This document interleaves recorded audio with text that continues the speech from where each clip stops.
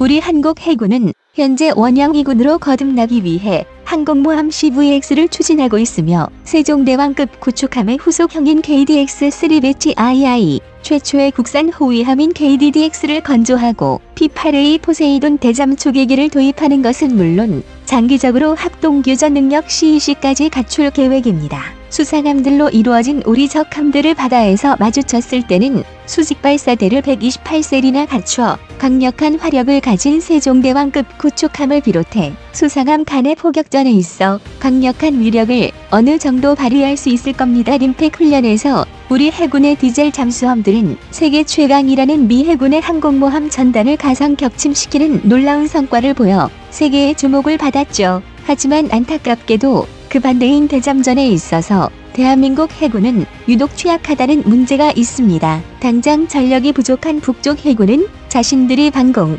대잠, 함대전 능력에 있어 어느 것 하나도 유리할 게 없다는 점을 알기에 불리한 교전을 피하면서 육상에 대한 미사일과 해안포, 기뢰로 철저히 방어하며 우리 해군 함정들을 침몰시키려 할 텐데요. 한때 우리 해군의 각 해역함대, 주력인 울산급 호위함, 포항급 조개함 등은 건조 당시에 이미 염가의 구형 음파 탐지전차였던 PHS-32, AN/SQS-58 함수 소나에만 의존하고 있었고 TACM 어뢰 음량 대항 체계가 전함에 장착되어 있지 않았습니다. 또한 대잠 헬기인 링스는 노후화된 상태라 현대의 대잠전에서 활용하기가 어렵습니다. 이 때문인지 구식이기는 하지만 압도적인 숫자의 잠수함을 가지고 있는 북쪽이 이미 여러 번이나 한국 해군의 방어망을 돌파한 적이 있으며 급기야 2010년 3월 26일 우리 해군의 함정이 피격되어 침몰하는 가슴 아픈 일이 발생하고 말았습니다. 한반도 주변은 북쪽 외에도 미국, 러시아, 중국, 일본 등 온갖 군사 강국의 잠수함들이 활발히 활동하는 곳이기에 우리는 대잠 전력을 반드시 강력하게 끌어올릴 필요가 있을 것으로 보입니다. 하지만 우리 한국은 2010년 가슴 아픈 사태를 겪고 절대 가만히 있지 않았습니다. 현재 우리 해군은 지난날의 과오를 반성하고 가능한 예산 범위 내에 우수한 대잠전 능력을 확보하기 위해 노력하고 있는데요. 그중 현대 대잠전에 있어 가장 중심이 되며 특히 뛰어난 능력을 발휘할 이것이 확충되고 있습니다. 또한 최근에는 대잠 초계기에서 넓은 영역을 감시하기 위해 뿌려대는 소노브이 음파 탐지 부표를 국산화하는 시도까지 이어지고 있는데요. 오늘은 이제까지와는 전혀 사정이 달라질 한국 해군의 차세대 대잠전 능력에 대해 알아보겠습니다. 전문가는 아니지만 해당 분야의 정보를 조사, 정리했습니다. 본의 아니게 틀린 부분이 있을 수 있다는 점 양해해 주시면 감사하겠습니다. 최근 8월 2일 LIG 넥스원에서는 우리 해군이 적이 잠수함을 탐지하는 데 사용하는 수중음파 탐지 부표 국산화 산업을 추진한다고 발표했습니다. 수노브이라고도 불리는 무선음향 탐지용 부표는 대잠 초계기를 통해 바다에 뿌려지는데요. 넓은 영역을 이동하며 초계해야 하는 대잠 초계기는 한 지역을 지속적으로 탐색할 수 없다는 태생적 단점을 가지고 있습니다. 하지만 바다에 뿌려진 소노브이 덕분에 해당 지역을 지속적으로 탐색할 수 있게 되며 여러 지역을 동시에 감시하는 일도 할 수 있는데요. 소노브이는 소나와 발신기, 배터리로 이루어져 있는데 이 때문에 소모용 장비이기는 하지만 가격이 비싼 편입니다. 수상함의 바닷속에 잠기는 디핑 소나의 청음부보다 오히려 비쌀 정도인데요. 실전에서는 적에게 건져져 소나 기술이 넘어가는 것을 막기 위해 일정 시간이 지나면 침수되어 가라앉도록 만들어져 있습니다. LIG 넥스원은 음향 센서와 음향 탐지 체계, 통신 장비, 수중 유도 무기 등의 개발 사업에서 쌓아왔던 기술과 경험을 활용해 한반도 주변의 바다 환경에 최적화된 소노브이의 R&D를 진행하려고 하는데요. 2024년까지 국산화를 완료하는 것이 목표인 이 소노브이는 세계에서도 몇 안 되는 국가에서만 양산하고 있는 첨단 장비입니다. 이외에도 우리 해군의 함정들은 대잠전을 위해 많은 전력을 갖추고 있습니다. 그중 가장 뛰어난 성능을 자랑하는 것이 바로 우리 해군 구축함들 모두가 탑재하고 있는 저주파선 배열 수동 예의 소나인 SQR220K 흥룡인데요. 이는 테스2라 불리는 선배열 예의 소나로 정밀한 소형 음파 탐지기들이 설치된 두꺼운 와이어를 한미에 길게 내려 끌고 다니는 것을 말합니다. 테스는 대부분이 적 잠수함을 감시하고 있다는 것을 들키지 않기 위해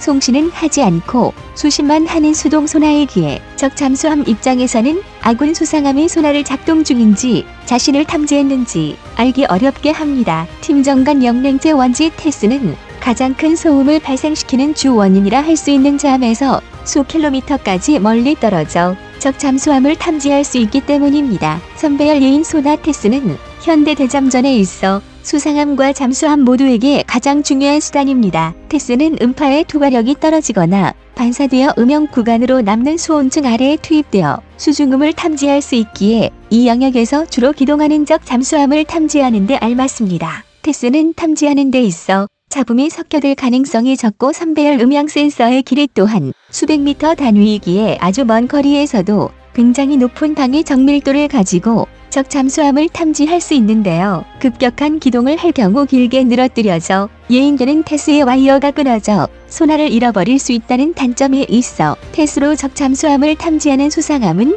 기동성이 크게 제한되는 문제가 있기는 합니다. 또한 선 위쪽에 늘어뜨려진 테스의 와이어가 손상되면 안 되기 때문에 구축함에서 잠수함을 잡기 위해 사용하는 폭뢰를 투하할 수도 없습니다. 하지만 이 단점이 크게 의미가 없는 이유는 어차피 테스를 사용하는 수상함이나 잠수함의 경우 자함에서 발생하는 소음을 줄이기 위해 느린 속도로 기동하는 것이 기본이기 때문인데요. 테스를 이용해 탐지한 적 잠수함을 공격하는 것은 장사정 대잠 미사일과 장사정 유선 유도 중어뢰가 맞게 되기 때문에 폭뢰를 사용할 수 없다는 점도 큰 문제가 되지 않습니다. SQR-220K 흥룡은 우리 한국의 STXN 전이 1999년에 이미 개발 완료한 테스로 예인형 수중 센서부 원치와 케이블 등의 예인부, 신호 처리 장비와 운영 콘솔 등의 함상 전자부까지 포함하고 있습니다. 수중 예인 소나의 단독 명칭은 TB220K인데요. SQR220K 흥룡은 전체 체계 길이가 2200m에 이르며 영하 1도에서 영상 30도, 70파 이하의 압력을 가진 수중 환경에서 성능을 발휘할 수 있으며 자망 반경이 750m에 이릅니다. SQR220K 흥룡은 현재 광개토 대왕급 구축함, 충무공 이순신급 구축함, 세종대왕급 구축함에 탑재되어 운용 중인데요. SQR220K 흥룡은 1980년대에 개발된 해해군의 AN-SQR-19 TACTAS를 추종 모델로 개발했으며 동등 이상의 성능을 가진다고 합니다. 인천급 호위함과 울산급 호위함에는 SQR220K 흥룡에서 어뢰 소음 패턴 인식과 자동 어뢰 경보, 어뢰 음향 대항 체계인 TACM 연동 기능만을 살려 간략화한 SLQ260K를 사용하고 있습니다. 또한 SQR220K 흥룡을 기반으로 확대 개량해 만들어진 SQR230K 백룡 ULTASS도 운용되고 있는데요. SQR230K 백룡은 방대한 256채널의 극초저주파 청음을 위해 수중 센서부의 길이만 해도 900m에 이르는 굉장한 수중음파 탐지 체계입니다. SQR230K 백룡은 주로 SURTASS 선형 정보 수집함에 탑재되어 평시에는 적 잠수함들이 내보내는 음문 수집 활동을 하고 전시에는 원거리 수중 조기 경보용으로 활용되고 있습니다. 대구급 호위함에는 SQR220K 흥룡의 성능 개량형 장비인 SQR250K가 사용되고 있으며 도산 안창호급 잠수함에는 SQR220K 흥룡에서 파생되어 200여 채널을 가진 TB279K 예인 소나를 사용하고 있습니다. 그동안 한국 해군의 구축함들이 구식 소나를 달고 있어서 문제라는 지적이 많았고 그 말 또한 사실이지만 이는 함수 밑바닥에 탑재되는 함수 소나에만 해당되는 이야기라고 합니다. 현재 한국의 구축함은 모두가 테스의 일종인 SQR220K 흥룡 이상의 음파 탐지 체계를 탑재하는데 이는 동식이 나온 미 해군의 알레이버크급 구축함이 가진 테스보다 뛰어난 성능을 가지고 있습니다. 현대의 대잠전은 SQR220K 흥룡 같은 테스 위주로 전행되기에 일본 해상 자위대의 차기 호위함인 30FFM이나 미 해군의 차기 호위함인 FFGX의 경우 함수 소나를 아예 갖추지 않고 있을 정도입니다. 앞으로 일본과 미국은 대잠 작전을 테스와 대잠 헬기 조합에 큰 비중을 두고 해결하겠다는 것으로 보이는데 이를 볼 때 우리 해군이 SQR220K 흥룡과 그 이상급의 테스 체계를 갖추는 데 집중하는 것은 적절한 변화가 아닐까 생각됩니다. 우리 한국 해군은 여기서 그치지 않고 SQR220K 흥룡 2호 신형 저주파 능동 소나 또한 개발하고 있는데요. 또한 한국형 다기능 예의 소나인 MFTA를 개발하고 있습니다. MFTA 소나는 그 자체만으로 테스의 기능을 수행하는 것은 물론 HMS 소나, 디핑 소나, 제주파 능동 소나에서 발사된 액티브 핑을 모두 수신하는 멀티스태틱 구성을 가지는 뛰어난 성능을 자랑할 것으로 기대됩니다. 이를 위해 한국 해군은 2013년 8월 영국의 울트라 일렉트라닉스사와 저주파 대역 음파 탐지기 기술 도입 계약을 체결했는데요. 이후 2020년을 전후해 체계 완성을 목표로 한국형 통합 음탐기 체계를 연구하게 된 것입니다. 동시에 2016년에 플래시 소나 도입 사업을 진행하면서 한국형 통합 음탐기와의 연동도 준비하고 있는데요. 2018년부터는 동급의 한국형 디핑 소나를 개발할 계획입니다. 이러한 요소들을 볼 때 한국 해군은 장차 네트워크를 기반으로 한 통합 대잠전 능력을 갖추기 위한 큰 그림을 가지고 있는 것으로 보입니다. 2010년 일어났던 우리 해군 함정의 침몰 사건 이후 우리는 많은 변화를 시도하고 있습니다. 같은 피해가 다시 일어나지 않게 하기 위해 특히 가장 시급했던 것은 어뢰 음향대항 체계인 TACM의 확보였습니다. TACM은 SQR-220K 흥룡과 연동되어 자음을 향해 공격해오는 적의 어뢰를 조기에 탐지 및 자동 경보하는 장치인데요. 고출력의 음향 방해 신호를 수중에 방사해 어뢰를 교란 및 길만할 수 있는 음향대항 장비 체계입니다. 수상함에게 어뢰는 버블 제트 현상으로 단 한 방에 침몰이라는 피해를 일으킬 수 있는 가장 위협적인 존재입니다. 그래서 TACM은 갑작스럽게 나타나는 어뢰를 신속하게 탐지하고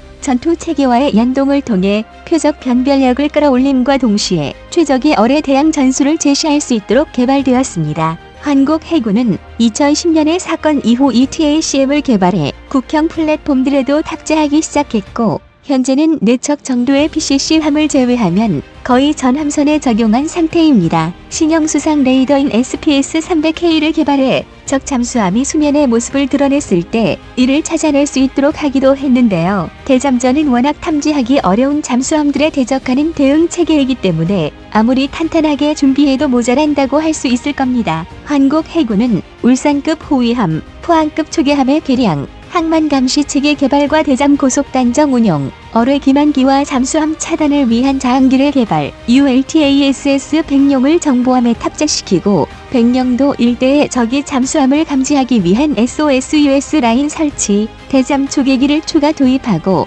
신형 소나를 개발하는 등 꾸준히 강력한 대잠전 능력을 갖추기 위한 변화를 진행 중에 있습니다. 한국 해군은 장보고 3급 잠수함 9척, 214급 3척, 차기 구축함 6척, 차기 호위함 20척, 14,000톤 급강습 상륙함 2척, 잠수함 구조함 1척, 해상 초계기 8대 등을 추가 확보할 예정이라고 하지만 이것도 부족하다고 합니다. 예를 들어 대잠 초계기만 해도 한반도 주변의 해역 전역을 담당하기 위해서는 총 32기 이상이 필요하다고 하는데요. 무엇보다 갈수록 줄어드는 인력 부족 문제를 해결해야 하지만 한정된 예산 하에서 필요한 것들을 꾸준히 갖춰가고 기술 개발이 이어지고 있는 만큼 추후에는 아시아 지역을 대표하는 강한 해군으로 자리 잡았으면 좋겠다는 생각을 가져봅니다.